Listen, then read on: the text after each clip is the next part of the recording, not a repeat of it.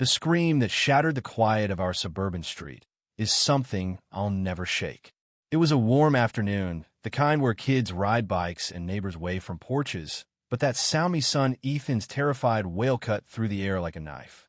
I was in the backyard, stringing up balloons for his 10th birthday party, when it hit me. Every parent knows that scream, the one that stops your heart and sends you running.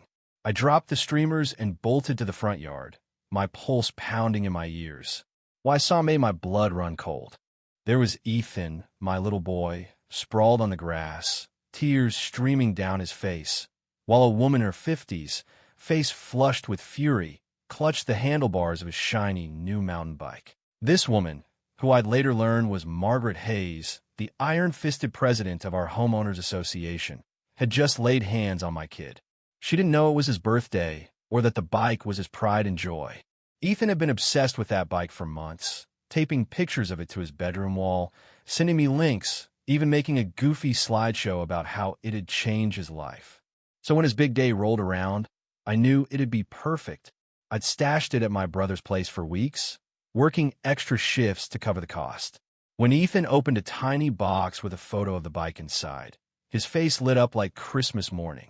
We brought it out front while I set up the party, and I let him ride it up and down the street, keeping him in sight as I hung decorations and arranged the cake table. That's when Margaret must have spotted him. She stormed over, assuming he'd stolen it. "Ma'am, get your hands off my son and his bike," I said, forcing my voice to stay calm despite the rage boiling inside me. The crowd of neighbors grew, some filming, others whispering. Margaret whirled around, her face twisted with smug indignation. "Sao jaw, sao son, sao dis, sao bai." Don't lie to me. She jabbed a finger toward the street. The Petersons reported a bike stolen from their garage, and it saw one. I was checking on the Johnsons' tacky lawn ornaments when I caught this little thief red-handed. Ethan, still on the ground, looked up at me, tears soaking his cheeks. "Dad, tell her. You gave it to me for my birthday." Before I could speak, Margaret let out a mocking laugh. "Oh, how convenient. It's your birthday saw.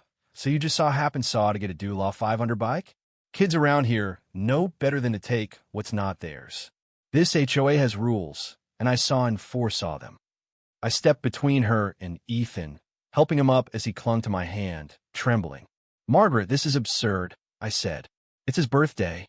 There are decorations in our yard, wrapping paper in our trash, and I've got the receipt in my wallet. You're dead wrong." She scoffed, pointing at me like I was on trial. "So you're teaching him to lie, too? Like father, like son. I knew your type was trouble the second you moved in. The board should have vetted you better." My jaw clenched. The crowd murmured, and I recognized faces neighbors who'd grumbled about Margaret's reign of terror over things like slightly faded mailboxes or trash cans left out too long. Ethan gripped my hand tighter as Margaret declared, "I'm confiscating this bike until the real owner is identified." She started wheeling it away, but when Ethan reached for it, crying, "No, it's mine, she shoved him again, hard enough to send him sprawling. That's when I snapped. "Don't you dare touch my son," I roared, stepping forward. "What's wrong with you?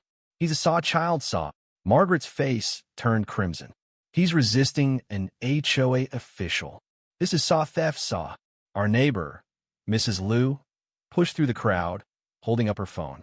"I recorded everything, Margaret. You just shoved a kid." "Sao."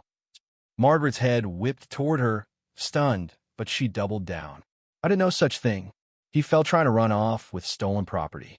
Saw the VY Tim here." Then we heard sirens. Margaret's scowl twisted into a smug grin. "Good. Now we'll sort this out. You'll see what happens when you break my rules." 2 officers stepped out of the patrol car, taking in the scene. A crying boy, an angry woman clutching a bike, and a crowd with phones out. I was relieved to see Officer Daniels, a familiar face from community events.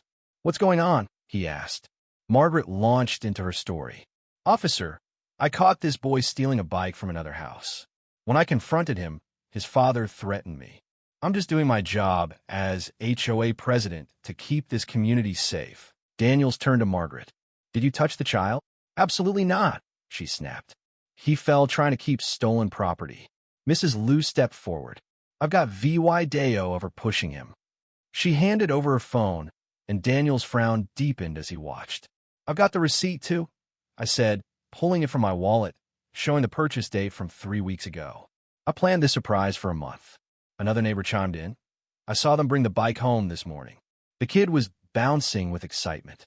Daniels handed the phone back and nodded to his partner. Ma'am, step away from the bike, he told Margaret firmly. Her confidence cracked. But I'm the HOA president. This is my ma'am. Daniels cut her off. Based on VY Deo, witness statements, and EVY Denke, you assaulted a minor and tried to take his property under false pretenses. Margaret's jaw dropped. This is outrageous. The Petersons reported no stolen bike reports in this area, the other officer said. And even if there were, you don't get to play VY Gillandy. I knelt beside Ethan, checking him over. You okay, buddy? He nodded, wiping his face. Is she going to take my bike, Dad? No way, champ. That's yours. Nobody's taking it. The crowd gasped as Daniels told Margaret to put her hands behind her back. Margaret Hayes, you're under arrest for assault on a minor and attempted theft. Her face went white. This is insane. Do you know who I am? I'll have your badge. I'll sue this whole neighborhood. Ethan looked up at me, wide-eyed. Dad, is she getting arrested because of me? I shook my head. No, Beude. She did this to herself. Nobody gets to hurt you or take your stuff, not even an HOA boss.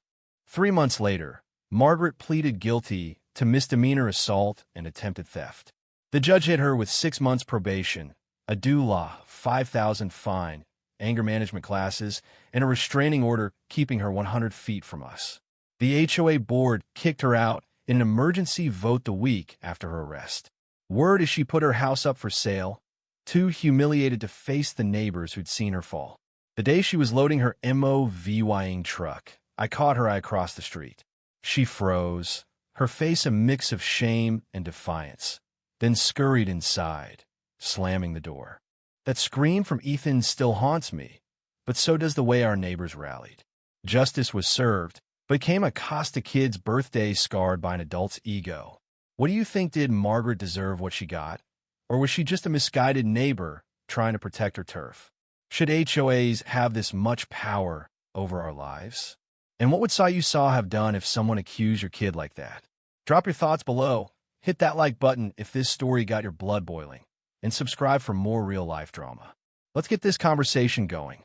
Thank you for taking the time to listen to today's story on Store of Good Stories. If this story touched your heart or made you think, don't forget to hit like and share the video to spread this positive message to more people. And if this is your first time here, make sure to subscribe and turn on the notification bell so you won't miss any of the meaningful stories we share every week. Your support is the biggest motivation for Store of Good Stories to keep bringing heartfelt and valuable stories to you. See you in the next video.